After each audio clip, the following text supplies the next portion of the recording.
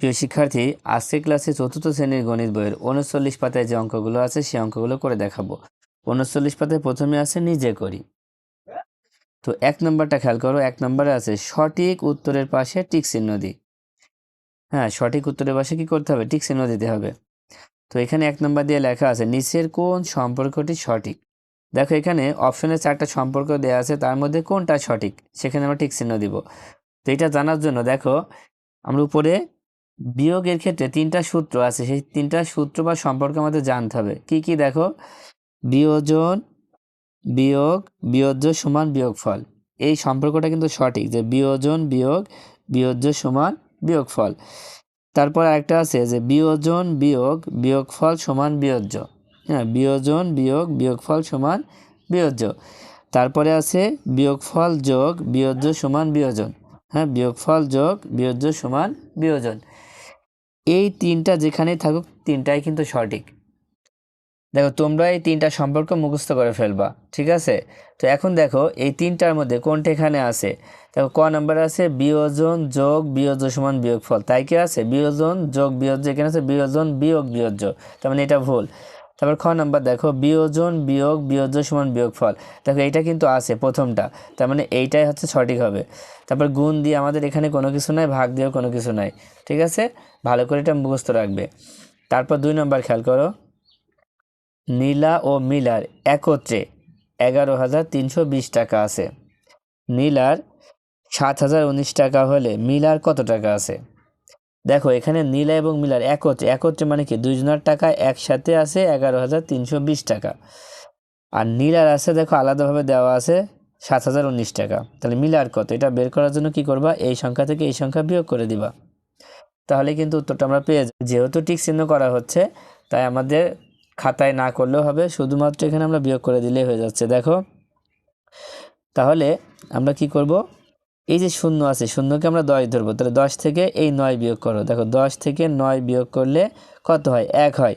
তার মানে আমরা 1 এখানে লিখে নিলাম। এবার কিন্তু যেহেতু এটা 10 ধরেছে, তাই হাতে 1 থাকছে, সেই 1 এই 1-এর সাথে যোগ কর, তার মানে এটা হচ্ছে 2, 1 হচ্ছে 2, তার মানে এখানেও 2 আছে। এখন 2 আর 2 মিলে যাচ্ছে, তার মানে 0 হবে। তারপরে দেখো, এখানে 0, এখানে 3, তার মানে 3 থেকে 0 বিয়োগ করলে 3ই হবে। তারপরে দেখো, এখানে আছে 1 আর এখানে আছে 7, তার মানে এই 1কে আমরা 11 ধরবো। যখনই 11 ধরবো, তার মানে 2টা মিলে তো 11ই আমরা পাচ্ছি, তাই না? তার মানে 11 থেকে 7 বিয়োগ করো, কত হচ্ছে? দেখো, 7, 8, 9, 10, 11, 4 হচ্ছে। তো এখানে 4 লিখে দাও, তাহলে কত হচ্ছে? 4,301। 4,301 এখানে আছে কিনা দেখো, খ নম্বরে আছে 4,301 টাকা, এটা হচ্ছে উত্তর। তারপর 3 নাম্বার দেখো, মণি এবং রনিকে তাদের বাবা 12,820 টাকা ও 11,380 টাকা দিয়ে 2টি সাইকেল কিনে দিলেন। সাইকেল 2টি কিনতে মোট কত টাকা খরচ হলো? তার মানে এটা কি করতে হবে তোমরা বুঝতে পারছো? দেখো, মণি এবং রনিকে তাদের বাবা 12,820 টাকা দিল, তার মানে মণিকে দিল 12,820 টাকা, রনিকে দিল 11,380 টাকা। তো এই 2 টাকা দিয়ে কি করলো? 2টি সাইকেল কিনলো।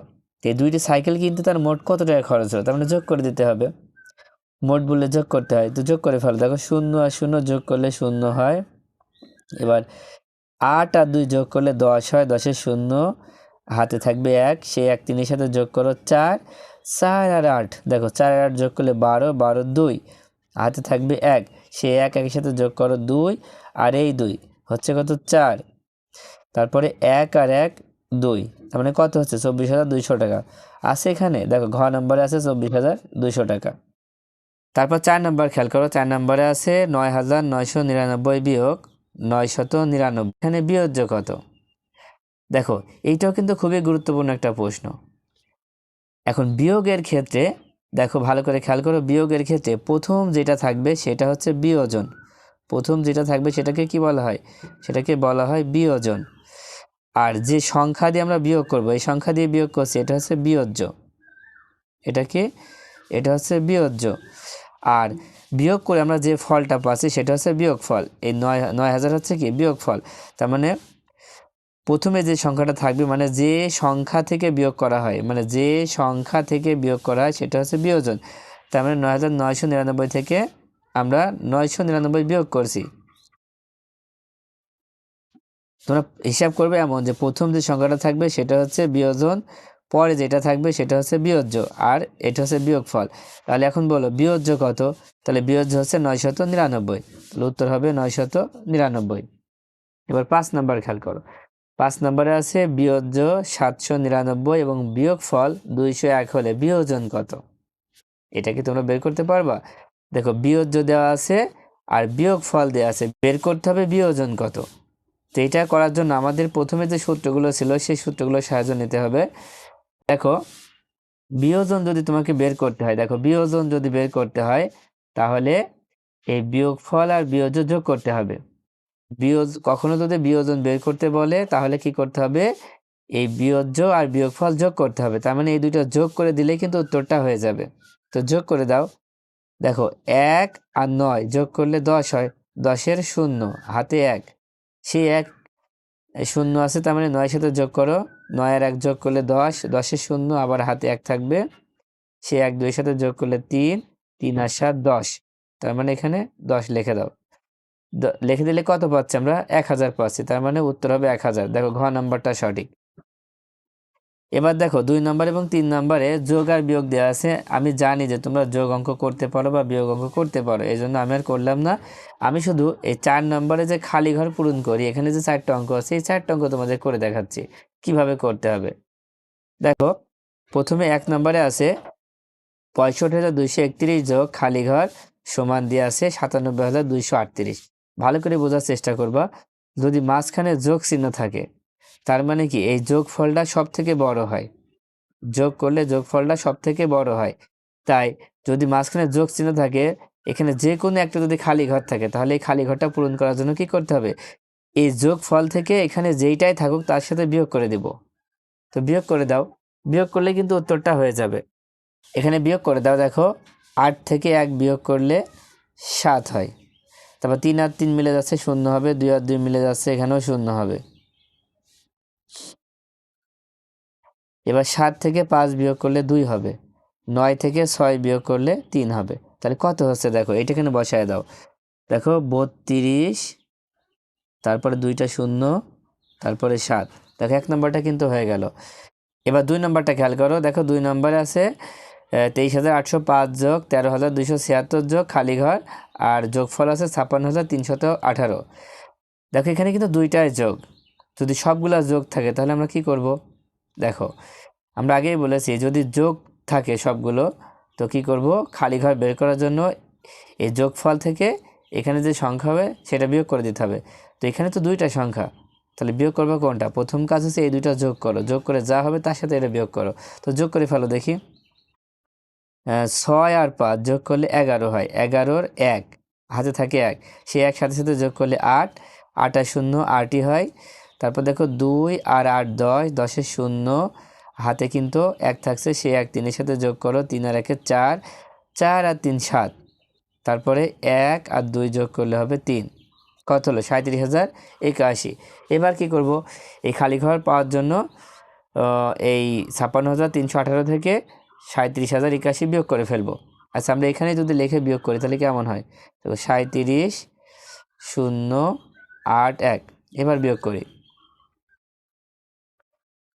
দেখো 8 থেকে 1 বিয়োগ করলে 7 হয়। এবার 8 আর উপরে 1 আছে 11 ধরো, 11 থেকে 8 বিয়োগ করলে 3 হয়, হাতে 1, সে 1 শূন্যের সাথে যোগ করলে 1 হয়। 3 থেকে 1 বিয়োগ করলে 2 হয়। তারপরে দেখো এখানে 6কে 16 ধরো, 7 আর কয়ে 16, 9 16 হাতে 1, সে 1 3-এর সাথে যোগ করো 4 হবে, 5 থেকে 4 বিয়োগ করলে 1 হবে। তার মানে কত হচ্ছে? 19,237। তার মানে এখানে হবে 19,237। তারপরটা খেয়াল করো 3 নম্বরে। দেখো প্রথমে খালি ঘর আছে, তারপরে বিয়োগ আছে, তারপর আছে 6,483 সমান 3,517। তার মানে এটা বিয়োগ করা বলছে।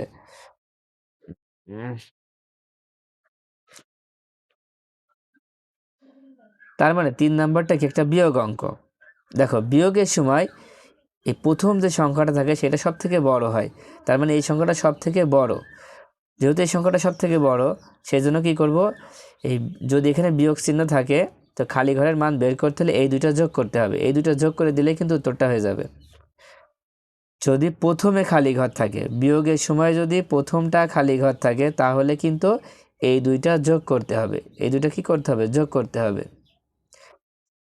দেখো 7 আর 3 যোগ করলে 10 হয়, 10-এর শূন্য, হাতে কিন্তু 1 থাকছে, সেই 1 একের সাথে যোগ করলে 2, 2 আর 8 10, তার মানে ফের 10-এর শূন্য, হাতে 1, সেই 1 5-এর সাথে যোগ করো 6, 6 আর 4 10, 10-এর শূন্য, হাতে থাকে 1, সেই 1 এই 3-এর সাথে যোগ করলে 4, 4 আর 6 10, কত হলো?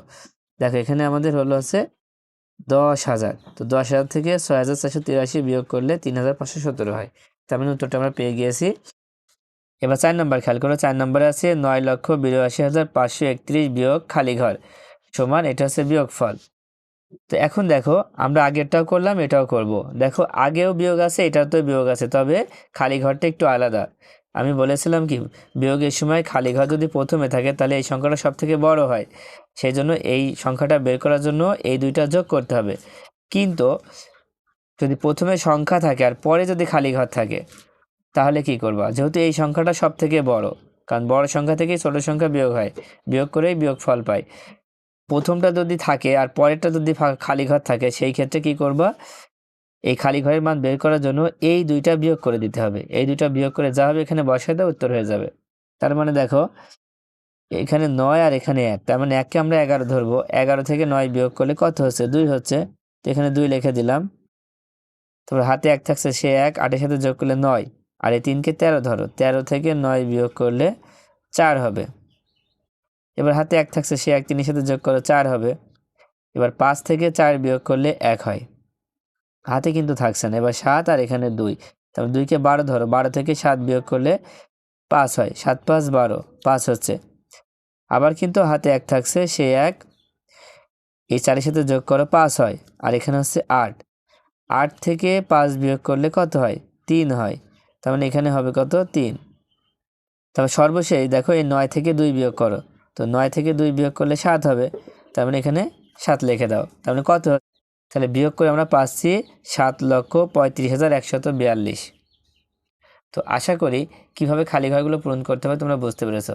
তো আজকের মতো ক্লাসটা এই পর্যন্ত। আল্লাহ হাফেজ।